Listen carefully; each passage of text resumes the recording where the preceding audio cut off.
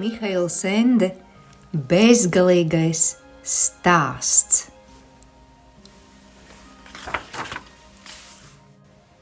Spoku pilsēta. Kaut kur pāri jūras krācošajām vangām dimdēja fuhūra balss, varena kā bronzas zvana skaņas. Atrei! Kur tu esi, Atrei? Sen jau vēja milži bija beiguši kaujas rotaļu un aizbrāzušies katrs uz savu pusi. Viņi satiksies atkal no jauna šajā vai kādā citā vietā, lai vēlreiz izšķirtu savu strīdu, kā to darījuši kopš neatminamiem laikiem.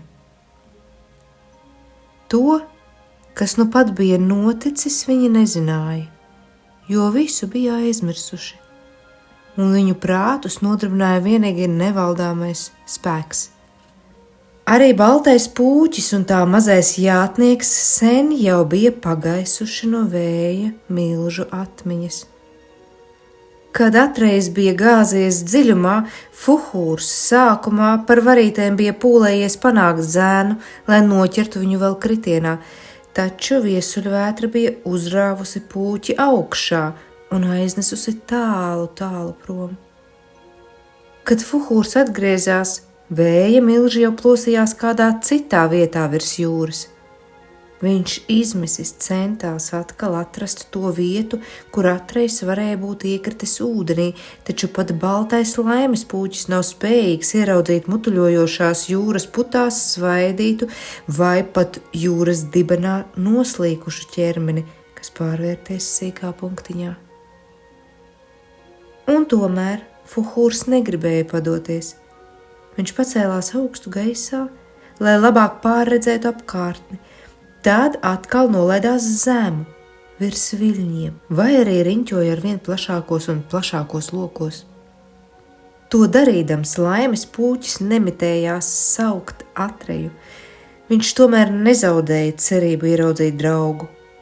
Fuhūrs bija laimes pūķis un nekas nespēja iedragāt viņa pārliecību, ka viss galu galā tomēr beigsies labi. Lai notiktu, kas notikdams, fuhūrs nepadosies nekādi. Atrei!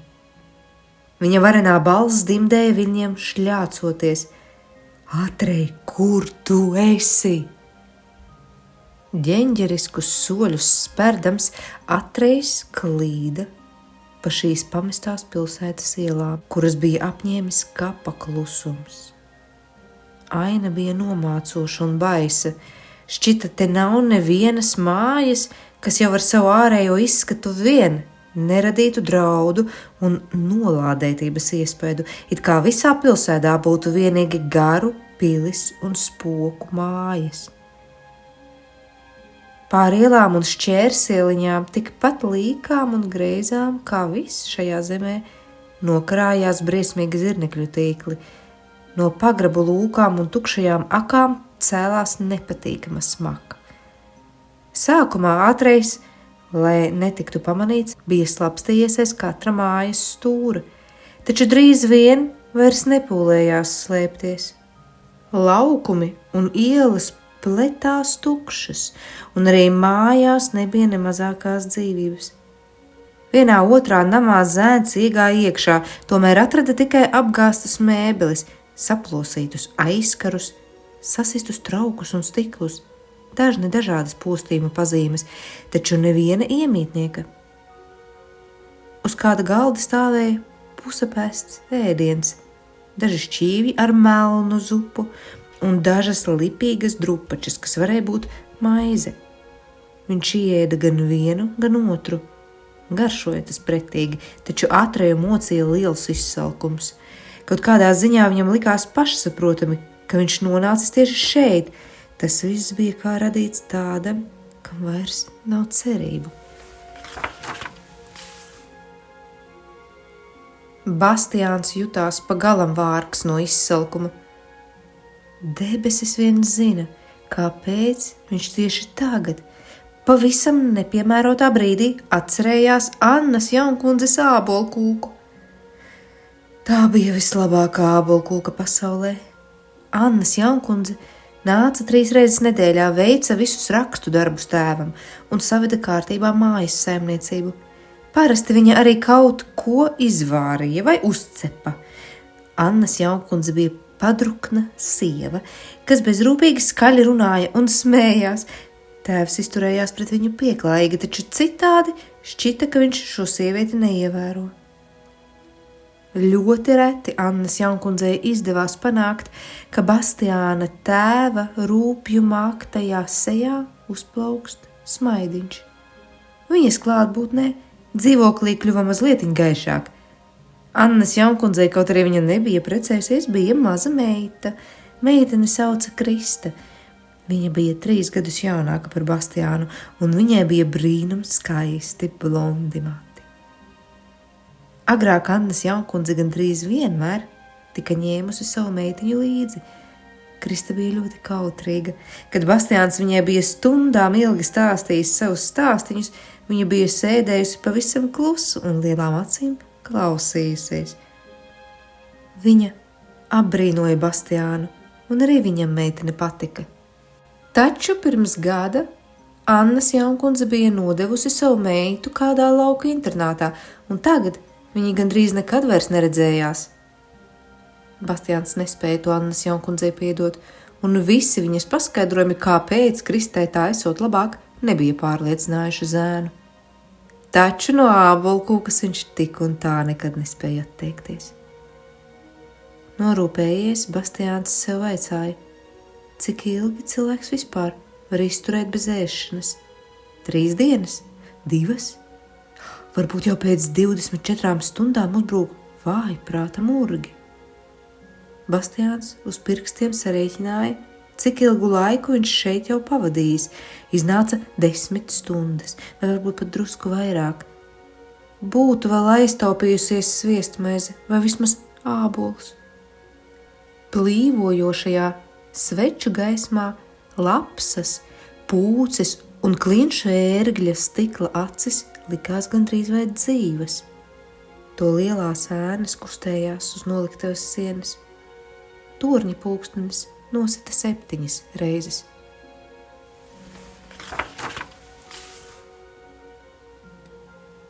Atreiz atkal izgāja uz ceļa un bezmērķīgi klīda pa pilsētu. Tā šķita ļoti liela. Viņš gāja cauri kvartāliem, kuros visas mājas bija mazas un zemas, tā, ka stāvot varēja aizsniegt jumta notekas, un tad devās cauri citiem kvartāliem, kur slējās daudz stāvu pilis, kuru fasādes greznoja skulptūras. Taču visas šīs figūras atainoja skeletus vai dēmonu tēlus, kas ķēmīgām sejām blenza lejup uz vientuļo ceļinieku. Un tad atreiz pēkšņi palika stāvam kā zemē iemiets. Kaut kur pavisam tuvu atskanēja skarba, aizsmakusi gaudošana, tik izmisīga, tik bezcerīga, ka zēnam sirds sažņaudzās. Tās bija žēlabas par pamestību un iznīcību, kas piemeklējas tumsas radības.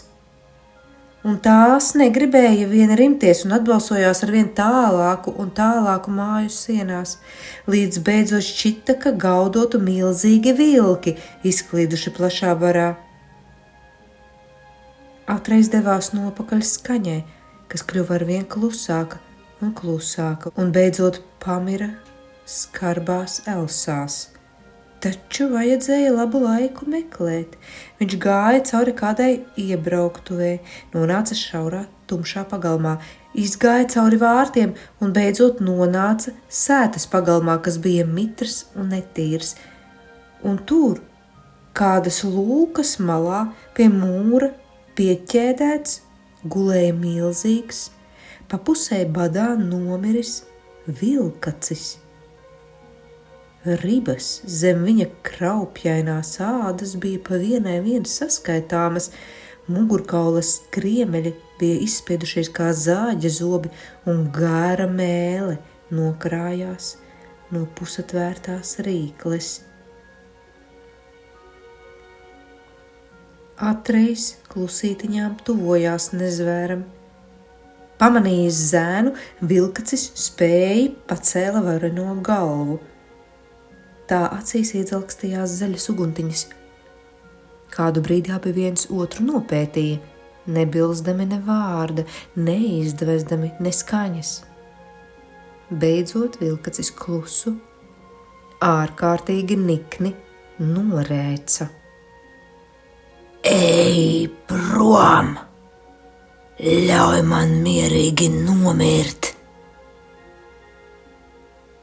Atreiz, nepakustēdamies, tikpat klusu atbildēja. Es dzirdēju tavu saucienu, tāpēc atnācu. Vilkača galva noslīdēja atkal lejā. Es nevienu nesmu saucis. Nezvērs norūca. Tas bija mans nāves kliedziens. Kas tu esi? Atreiz vaicāja un paspēra soli vēl tuvāk. Es esmu vilkacis Gmorks. Kāpēc tu guli šeit pieķēdēts? Viņi aizgāja un aizmirsa mani. Kas tie tādi viņi? Tie, kas pielika mani pie šīs ķēdes. Un kurp viņi aizgāja?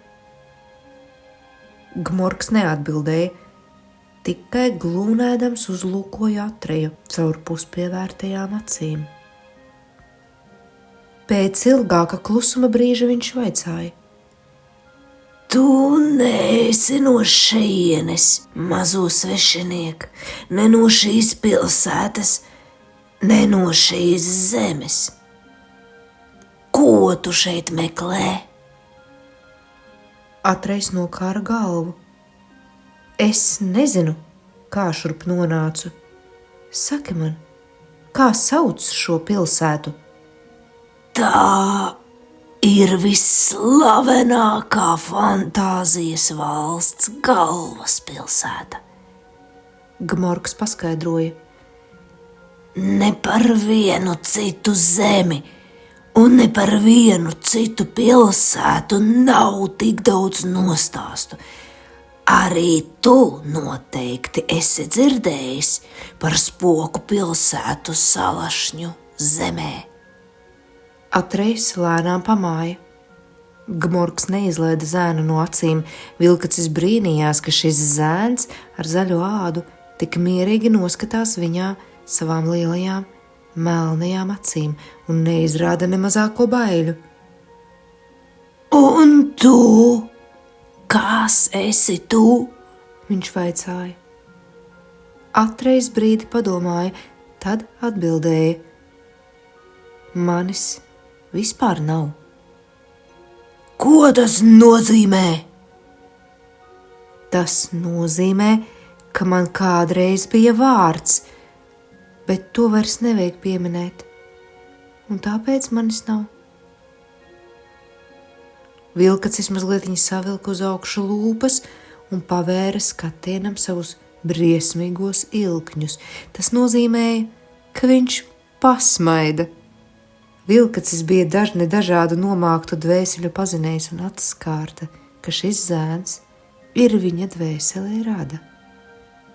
Ja tas tā ir, nezvērs sacīja aizsmakušā balsī, tad mani neviens nav dzirdējis un pie manis neviens nav ieradies un neviens nav sarunājies ar mani manā pēdējā stundiņā.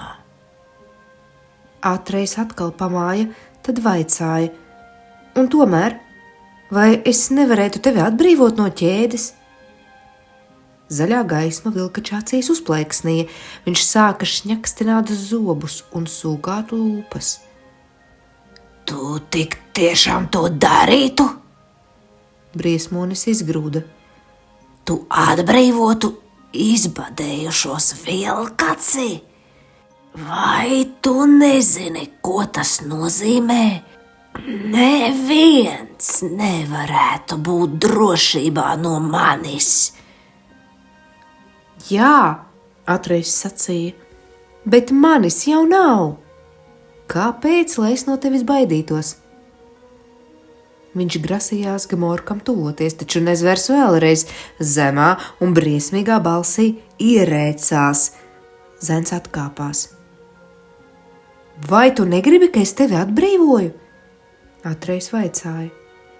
Vilkacis pēkšņi izskatījās ļoti noguris. Tu to nespēji, taču, ja tu pienāksi tik tuvu, ka es varēšu tevi aizsniegt, tad man būs jāsaplosa tevi gabalos dēliņi. Tas manu galu tikai mazliet novilcinātu par 1 vai 2 stundām. Tāpēc neuzplījies un ļauj man mierīgi nosprāgt. Atreiss domāja, varbūt es varētu salūkot tev kaut ko ēdamu. Viņš beidzot ierunājās. Es aizietu uz pilsētu pameklēt. Gmorks atkal lēnām atvēra acis un paskatījās uz zēnu. Zaļās uguntiņas skatienā bija izdzisušas. Ēlē, mazais muļķi, vai tu gribi tik ilgi vilkt manu dzīvību, līdz klāt būs tukšums? Es iedomājos, Atreiss stomīdamies sacīja, ja es tev atnestu ēdienu un tu būtu paēdis, tad es varbūt varētu tev tuvoties, lai noņemtu ķēdi. Gmorks grieza zobus. Ja tā būtu parasta ķēde, kas mani šeit tur, domā, es pats sen to jau nebūtu pārgrauzis. Kā pierādījumam viņš pakampa ķēdi un briesmīgie žokļi rībēdami aizcirtās ciet. Vilkacis to rausta jau tad palaida vaļā.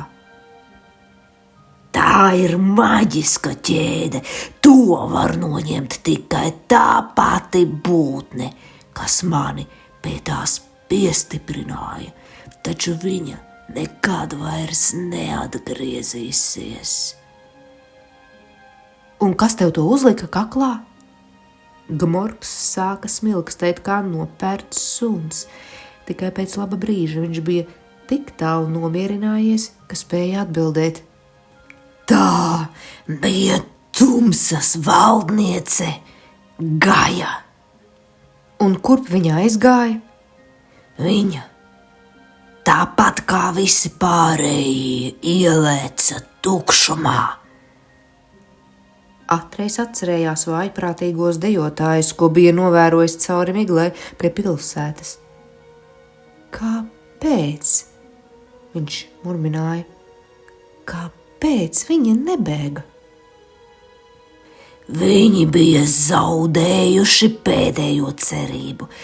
Tas jūs padara vājus, tukšums jūs pievelk ar varenu spēku, un neviens no jums vairs ilgi nespēs tam turēties pretī. To sacīdams, Gmorks zemā ļaunā balsī iesmējās. Un tu? Atreiss nerimās. Tu runā tā, it kā tu nepiederētu pie mums. Gmorks atkal pameta uz viņu glūnošu skatienu. Es nepiederu pie jums. No kurienes tad tu esi ieradies? Vai tiešām tu neko nezini par vilkačiem? Atreiss mēmi papurināja galvu. Tu pazīsti vienīgi fantāziju, Gmorks sacīja. Taču ir arī citas pasaules, piemēram tā, kurā dzīvo cilvēku bērni. Un ir tādas būtnes, kurām nav pašām savas pasaules, toties tās spēj pārceļot no pasaules uz pasauli. Pie tādām būtnēm piederu es, cilvēku pasaulē es parādos kā cilvēks, taču es neesmu cilvēks, un fantāzijā es pieņemu fantāziešu izskatu, tomēr es neesmu jūsējais. Atreiz lēnām notupās un uzlūkoja mirstošo vilkaci lielām, tumšām acīm. Tu esi bijis cilvēkbērnu pasaulē? Es esmu bieži klīdis no viņu pasaules uz jūsējo. Gmork! Atreiz stostīdamies izmocīja, un viņa lūpas nenovēršami sāka trīcēt. Vai tu man vari pateikt ceļu, kas ved uz cilvēkbērnu pasauli? Gmorka acīs iedzalkstījās zaļas liesmiņas, izskatījās, ka viņš iekšēji smietos. Tev un tev līdzīgajiem ceļš uz turieni ir ļoti viegls. Tikai viena nelaime. Jūs nekad vairs nespēsiet atgriezties šajā pasaulē. Jums uz visiem laikiem jāpaliek tur. Vai tu to vēlies? Kas man jādara? Atreiz apņēmīgi vaicāja. Tas, ko visi pārējie te ir darījuši jau pirms tevis, dēliņ, tev tikai jāielec tukšumā. Bet nesteidzies, agri vai vēlu, kad izzudīs fantāzijas pēdējās daļas, tu tik un tā to izdarīsi. Atreiz piecēlās. Gmorks ievēroja, ka zēns trīc pie visām miesām, tomēr, nezinādams tam īsto iemeslu, viņš nomierinoši sacīja. Tu nebaidies, tas nesāp. Es nebaidos, Atreiz atbildēja. Es nekad nebūtu domājis, ka tieši šeit, pateicoties tev, atkal atgūšu cerības. Gmorka acis kvēloja kā divi šauri zaļi mēnestiņi. Cerībām tev nav nekāda iemesla dēliņ, lai arī ko tu būtu nodomājis. Tik līdz tu parādīsies cilvēku pasaulē, tu vairs nebūsi tas, kas tu esi šeit. Tas ir tieši tas noslēpums, ko fantāzijā neviens nezina. Atreiz stāvēja nolaistām rokām. Kas es tur būšu? Viņš uzprasīja. Atklāj man šo noslēpumu. Gmorks ilgu laiku klusēja un nekustējās. Atreiz jau baidījās, ka atbildi nesaņems, taču beidzot vilkača krūtis pacēla smaga elpa, un viņš ierunājās aizsmakušā balsī. Par ko tu mani uzskati, dēliņ? Par savu draugu? Piesargies! Es tikai īsinu sev laiku ar tevi. Un tu tagad pat nespēji aiziet. Es stingri turu tevi ar savām cerībām. Taču, kamēr es runāju, tukšums apņem spoku pilsētu no visām pusēm, un drīz vairs nebūs izējas. Tad tu būsi pagalām. Ja tu manī pašlaik klausies, tas nozīmē, ka esi jau izšķīries. Taču vēl tu vari bēgt. Gmorka purnā jautās ar vien spilgtāk izteikta nežēlība. Atreiz īsu mirkli vilcinājās, tad čukstus sacīja. Atklāj man šo noslēpumu. Kas es tur būšu? Gmorks atkal ilgu laiku neatbildēja.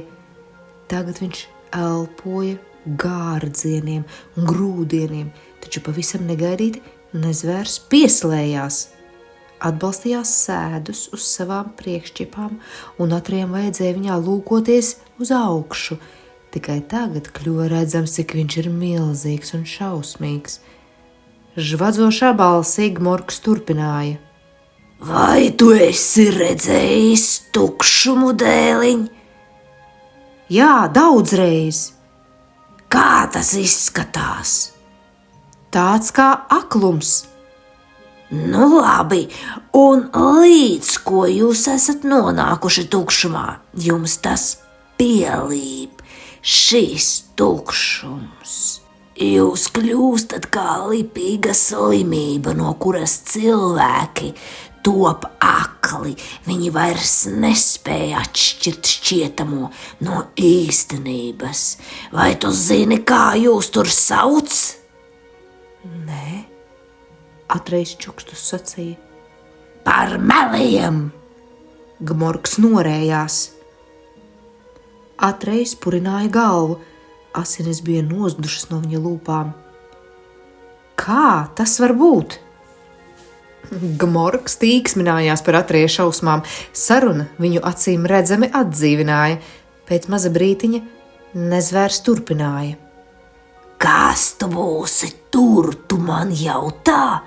Bet kas tu esi šeit?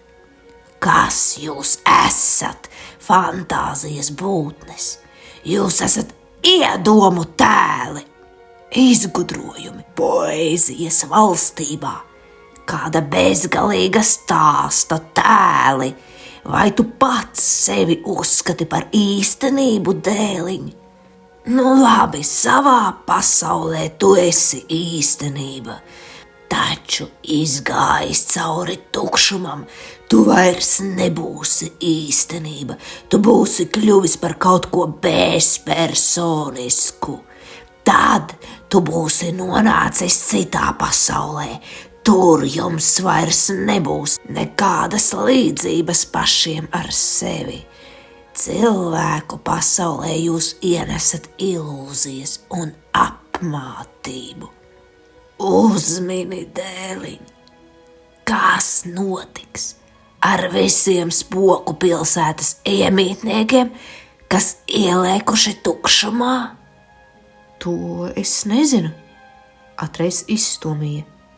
Viņi kļūst par murgiem cilvēku smadzenēs, par baiļu iedomām, kaut īstenībā ne no kā nav jābaidās, par alkatību, kas padara viņus slimus, par izmisuma rēgiem, kaut nav iemesla izmisumam. Vai mēs visi kļūstam par tādiem? Atreiz šausmās pajautāja. Nē, Gmorks atņēma. ir daudzi vājprāta un apstulbuma paveidi atkarībā no tā, kādi jūs esat šeit. Skaisti vai briesmīgi, dumji vai gudri. Jūs arī tur kļūstat par skaistiem vai briesmīgiem dūmjiem vai gudriem meliem. Un es? Atreiz gribēju zināt. Par ko kļūšu es? Gmorks ņirdza. To es tev neteikšu, dēliņ, tu to redzēsi, vai patiesībā tu to neredzēsi, jo tevis vairs nebūs. Atreiz klusēdams lūkojās vilka cieplestām acīm. Gmorks turpināja.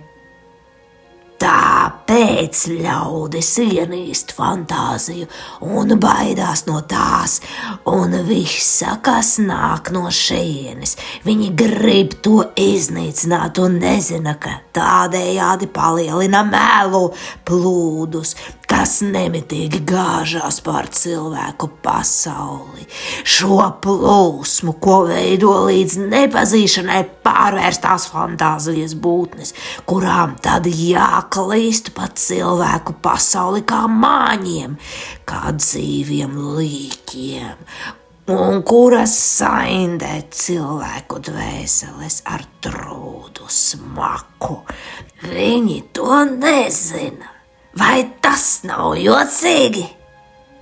Un nav vairs neviena, kas mūs nenīst un kas no mums nebaidās? Atreiz klusi jautāja. Es katrā ziņā nezinu neviena, Gmorks sacīja. Un Un tas nemaz nav brīnums, jo jums pašiem tur jācenšas cilvēkus pārliecināt, ka tādas fantāzijas nemaz nav. Kā fantāzijas nemaz nav? Atreiz apmulsis pārvaicāja. Protams, dēliņ, Gmorgs atbildēja. Tas, var teikt, ir pats svarīgākais. Vai tev grūti aptvert? Viņiem ir jānotic, ka fantāzijas nav. Tikai tad viņiem nevar rasties ideja jūs apciemot. Un no tā ir atkarīgs viss, jo vienīgi tad, ja viņi nepazīst jūs tādus, kādi esat savā būtībā, iespējams ar viņiem darīt visu. Ko darīt ar viņiem? Visu, kas ieskrien prātā, tad ir vara pār viņiem, un nekas nedod cilvēkiem lielāku varu kā meli, jo cilvēki dēliņ pārtiek no iedomām, un tās ir vadāmas.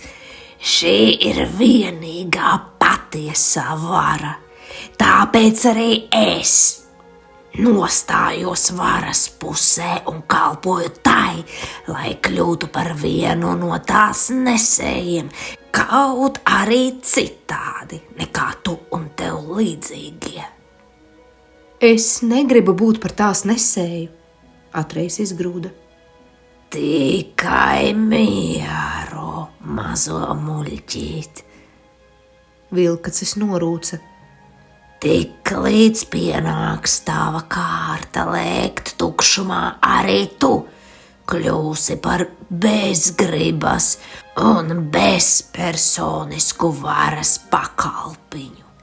Kas zina, kādam mērķim tā izmantos tevi?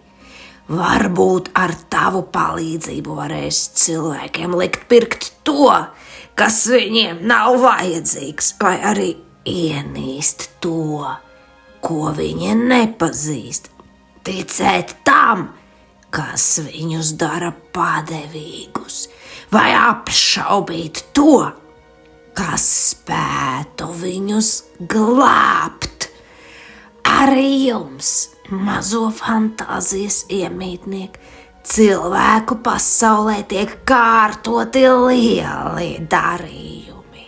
Tiek izraisīti kari, dibinātas impērijas. Gmorgs brīdi puspievērtām acīm aplūkoja zēnu, tad piebilda. Tur arī netrūkst pamuļķu. Tie, protams, jūtas ārkārtīgi gudri un uzskata sevi par patiesības kalpiem, kas ar vislielāko spāru pūlas pat bērnus novest no fantāzijas. Varbūt tu būsi noderīgs viņiem. Atreiz stāvēja nokārtu galvu.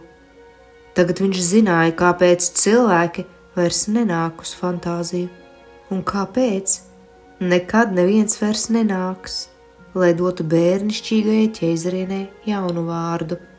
Jo vairāk fantāzija tiek nolemta iznīcībai, jo lielāka cilvēku pasaulē kļūst melu straume, un tieši tāpēc ar katru mirkli vairāk un vairāk zūd cerība, ka te varētu ierasties kāds cilvēkbērns. Tas bija apburtais loks, no kura nevarēja izmukt.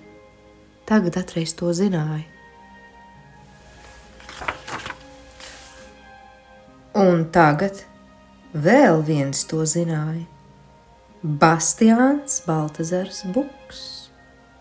Viņš saprata, ka ne tikai fantāzija ir slima, bet arī cilvēku pasaule.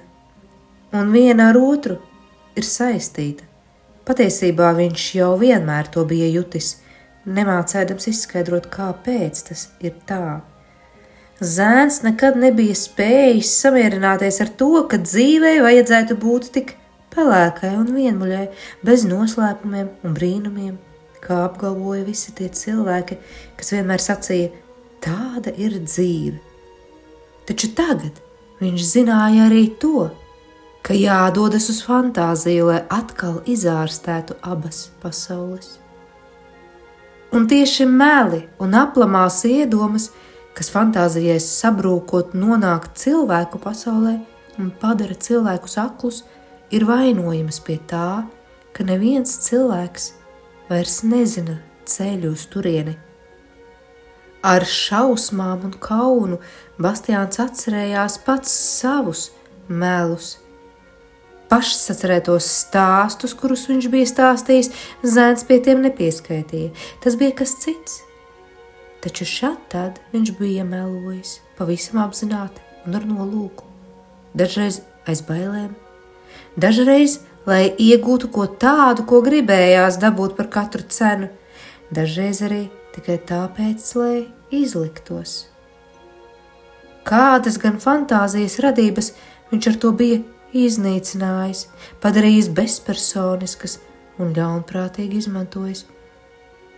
Viņš pūlējās iztēloties, kas tās bijušas pirms tām viņu patiesajā būtībā, taču nespēja. Varbūt tieši tāpēc, ka bija melojis. Viens katrā ziņā bija skaidrs, tur ir arī viņa nopelns, ka fantāziju piemeklējis tik ļauns liktenis. Bastiāns vēlējās kaut ko darīt, glābt, kas glābjams. To viņš bija parādā Atrejam, kas bija gatavs uz visu, lai viņu atvestu uz fantāziju. Viņš nevarēja un negribēja Atreju pievilt, viņam vajadzēja atrast ceļu. Torņa pulkstenis sita 8. Vilkacis bija vērīgi nopētījis Atreju. Tagad tu tā tad zini, kā var nokļūt cilvēku pasaulē. Viņš sacīja, vai tu joprojām gribi tur nokļūt, dēliņ? Atrejs papurināja galvu. Es negribu pārvērsties melos, viņš murmināja. Gribi vai negribi, tu par tiem pārvērtīsies. Gmorgs atbildēja gandrīz vai jautri. Un tu? Atrejs vaicāja, kāpēc tu esi šeit? Man bija kāds uzdevums. Gmorgs nelabprāt atbildēja. Arī tev? Atrejs lūkojās Vilkacī uzmanīgi, gandrīz vai līdzjūtīgi. Un vai tu to esi izpildījis? Nē, Gmorgs norūca. Citādi es, protams, nebūtu piekalts pie šīs ķēdes. Turklāt iesākumā viss negāja nemaz tik slikti, līdz nonāca šajā pilsētā. Tumsas valdniece, kas šeit saimniekoja, lika mani sagaidīt ar godu, ielūdza mani savā pilī, bagātīgi cienāja, runājās un visu darīja tā, it kā viņa būtu ar mani uz vienu roku. Salašņu zemes būtnes man, protams, likās ļoti simpātiskas. Es jūtos tā sakot, kā mājās. Un tumsas valdniece savā ziņā bija ļoti skaista kundze, vismaz manā gaumē. Viņa glaudīja mani un kasīja, un es ļāvos, jo tas bija ārkārtīgi patīkami. Nekāda mani neviens nebija tā glāstījis un kasījis. Īsi sakot, es pazaudēju galvu un kļuvu pārlieku runīgs. Viņa izlikās, it kā mani nezinu kā apbrīnotu, un tad es viņai beidzot izstāstīju par savu uzdevumu. Tumsas valdniece mani droši vien iemidzināja, jo parasti man ir caursmiegs, un kad es pamodos, biju piesiets šajā ķēdē. tumsas valdniece stāvēja manā priekšā un sacīja: Tu aizmirsi, Gmork, ka arī es piedaru pie fantāzijas radījumiem. Un cīnīdamies pret fantāziju, tu cīnies arī pret mani. Tu tātad esi mans ienaidnieks, un es tevi pārspēju viltībā. No šīs ķēdes tevi atbrīvot varu tikai es. Taču es tagad aizeju ar saviem kalpiem un kalponēm tukšumā, un nekad vairs neatgriezīšos. To teikusi, viņa pagriezās un devās prom. Tomēr ne visi sekoja viņas piemēram. Tikai, kad tukšums nāca arvien tuvāk, tad vairāk un vairāk pilsētas iedzīvotājus sajuta vārenu pievilkšanas spēku un nejaudāja vairs turēties pretī. Un tieši šodien, ja nemaldos, padevās arī pēdējie. Jā. Es iekritu slazdos dēliņ. Es pārāk ilgi uzklausīju šo sievu, taču tu, dēliņ, tagad esi ieskrējis tajās pašās lamatās. Tu esi pārāk ilgi klausījies manī, jo šajā mirklī tukšums ir savilcies ap pilsētu kā cilpa. Tu esi noķerts un nespēj vairs izmukt. Tad mēs aiziesim bojā abi kopā, atreiz sacīja. Tas gan, Gmorks atbildēja. Taču ļoti atšķirīgā veidā, manu mazo muļķīti, jo es nomiršu pirms vēl tukšums būs šeit. Turpretī tevi tas aprīs. Tur ir liela starpība. Kurš nomirst pirms tam, tā stāsts ir beidzies, taču tavs turpināsies bez gala, kā meli. Kāpēc tu esi tik ļauns? Atreiz vaicāja. Jums bija sava pasaulē, Gmorks zemā balsī atbildēja. bet man tādas nav. Kāds bija tavs uzdevums?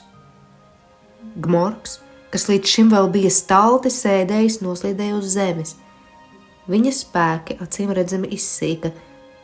Skarbā balss atgādināja vairs tikai tusnīšanu.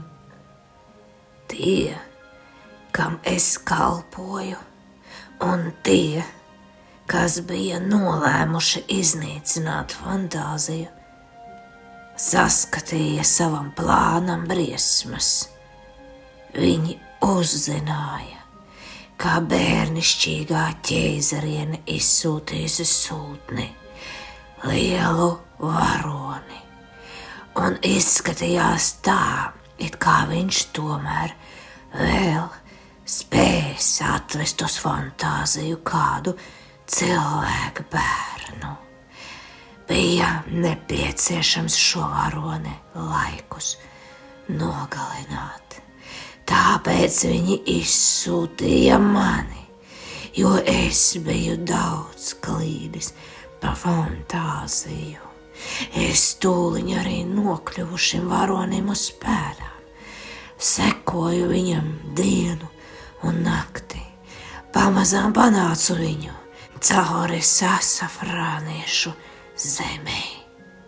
Moamata mūža meža templim, Aules mežam, skumju purviem, mirušajiem kalniem. Bet tad, dziļā bezdibeņa malā, pie igramūlas tīkla, es pazaudēju pēdas, it kā viņš būtu izzudis gaisā.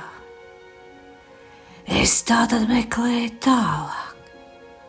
Kaut kur taču viņam bija jābūt, tomēr tā arī vairs neatradu šīs pēdas. Galu galā es nonācu šeit. Savu uzdevumu es neizpildīju. tomēr viņš arī ne, jo fantāzija iet bojā. Viņa vārds, starp citu, bija Atrejs. Gmorks pacēla galvu. Zēns bija pakāpies soli atpakaļ un izslējies taisnas. Es tas esmu, viņš sacīja. Es esmu Atrejs. Vilkača novājējušais ķermenis nodrebēja, drebulis atkārtojās un kļuva stiprāks un stiprāks. Tad no viņa rīkles izlauzās troksnis, kas skanēja kā sēcošs klepus. Tas kļuva arvien skaļāks, griezīgāks, līdz pārauga rēkoņā, kas atbalsojās no visām māju sienām. Vilkacis smējās. Tas bija pats šausmīgākais troksnis, kādu Atrejs jau kad dzirdējis, un nekad mūžā viņš vairs nedzirdēja neko līdzīgu. Tad troksnis pēkšņi aprāvās. Gmorks bija miris. Atrejs ilgi stāvēja kā pārakmeņojies. Beidzot viņš tojās beigtajam vilkacim. Pašam nezinot, kāpēc, noliecās pār viņa galvu un pieskārās ar roku pinkainajai, melnajai spalvai. Un tajā pašā acu mirklī, ātrāk par jebkuru domu, Gmorka zobi sacirtās un iekodās Atreja kājā. Pat pēc nāves ļaunums vēl valdīja pār šo nezvēru. Atrejs izmesis pūlējās atlaustu zobus vaļā, velti, kā ar tērauda skrūvēm pieskrūvēti, milzu ilkņi turējās miesā. Atrejs saļima līdzās vilkača līķim uz netīrās zemes. Un soli pa solim, neatvairāmi un bez skaņas, tukšums lauzās no visām pusēm cauri melnajiem augstajiem mūriem, kas ieskāva pilsētu.